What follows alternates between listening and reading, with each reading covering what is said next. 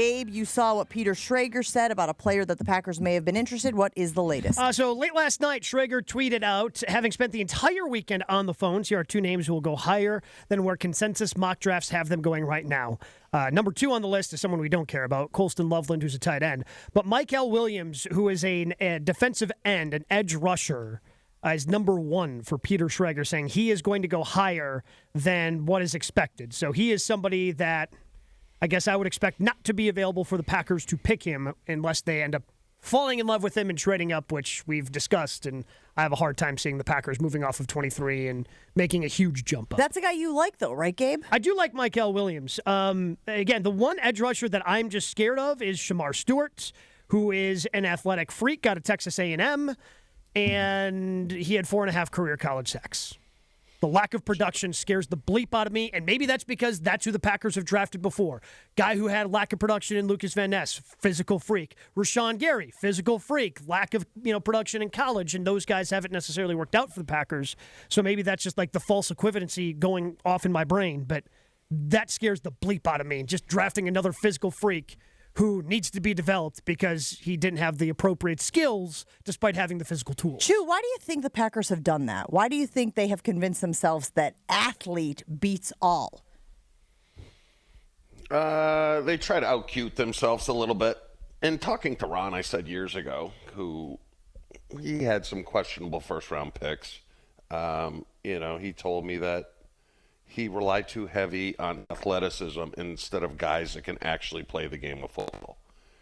And I think there was a little bit of that there with Van Ness. Because remember, they said he didn't even start in college, which is fine, which they relied, when you do that, you're relying heavily on his athletic ability, which hasn't really served him well to this point. But I have a new guy. I actually did some show prep over the weekend. No, you didn't. On the flight down. Yes, I did. And I don't know if you guys saw this, but the Saints released their scouting report on the receivers, right?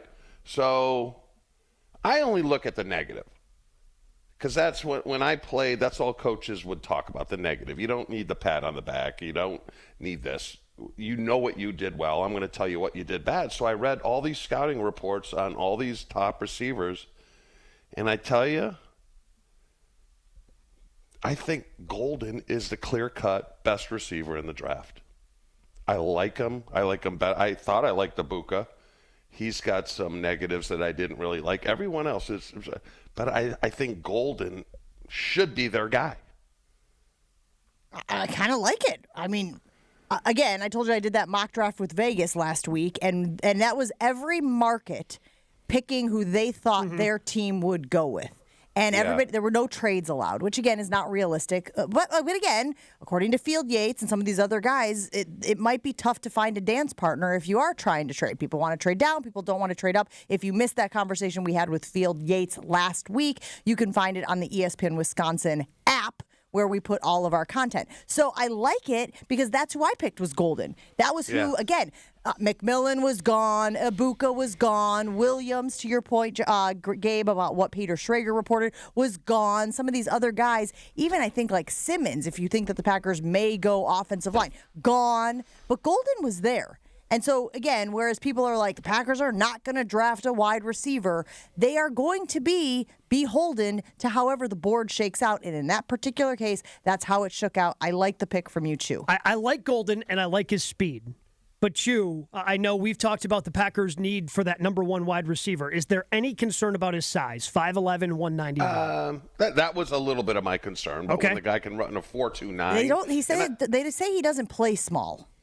No. But I looked at, the top guys just had red flags that I saw that spell a little bit of laziness. Okay? And that was the common theme of all the other receivers. It's like Golden stuff, his negatives, like, all right, you can work with that, because you're not going to get the same coaching in college as you are in the pros. Pros, it's so much more dialed in and from a technical standpoint. And his concerns did not really scare me. They were all things that, okay, you can work with that. Mm-hmm.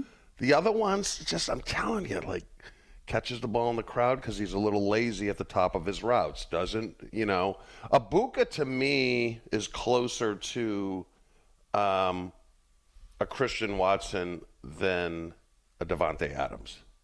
Just looking at his negatives, he feels more of an X to me than he does a Z. Well, and they really need a Z. Yes. They need a Z. Yes, all of that. And I think, again, the not knock on 𝘃𝘃 in particular, but when you're talking about the Green Bay Packers, people have compared him to what Jayden Reed is. Right? Yeah. Like they would say it'd be a little bit more of a duplicate of Jayden Reed. Yeah. And to your point, I'm looking here at the Beast from The Athletic, which, by the way, man, this has been this giant book has been such a huge asset for me as I prepare for the draft this Thursday. It says a 1-year starter at Texas, Golden was the Z receiver in head coach Steve Sarkisian's RPO pro-style offense, and we used across the formation with heavy motions, which I know that we like to see from Matt LaFleur and company. It says 76% of snaps wide, 24% of snaps in the slot.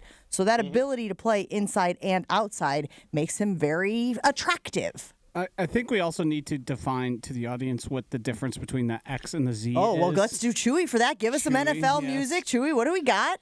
All right, your Z is typically your featured receiver. You're looking at Justin Jefferson. You're looking at Amon St. Brown. Those are your Zs. Your Zs are going to catch the most balls. And, I mean, it's not really the West Coast offense anymore. It would go, your Z is your top guy by 20 catches, 25 catches, and then your tight ends in X, if they're good, are kind of the same kind of guy. So what happens is, like, when I played Robert Brooks, you graduate to Z, right? So Robert, free, all started at X, cut your teeth, and then they moved them to Z, and they were the feature receiver. So that's how it works. And your X, Z is the guy. X does what on a football field for your team? X is he is usually away from strength, so your tight end is typically paired with your Z. Your X obviously is on an island all on his own, so he's running slants where it clears out, where he's all by himself. Slants, goes, backside routes. Your Z's your workhorse. Your Z, Sterling obviously was a Z. He's the one catching 110 balls. Most of the primary receivers play calling go to Z. The one thing I'll add is it seems like the consensus for the Packers is that they need an X receiver more so than they need a Z. But you can fill both holes. It's sort of like that's what they wanted Romeo Doubs to be last year. And he, as we saw, fell well short of that for various amount of reasons.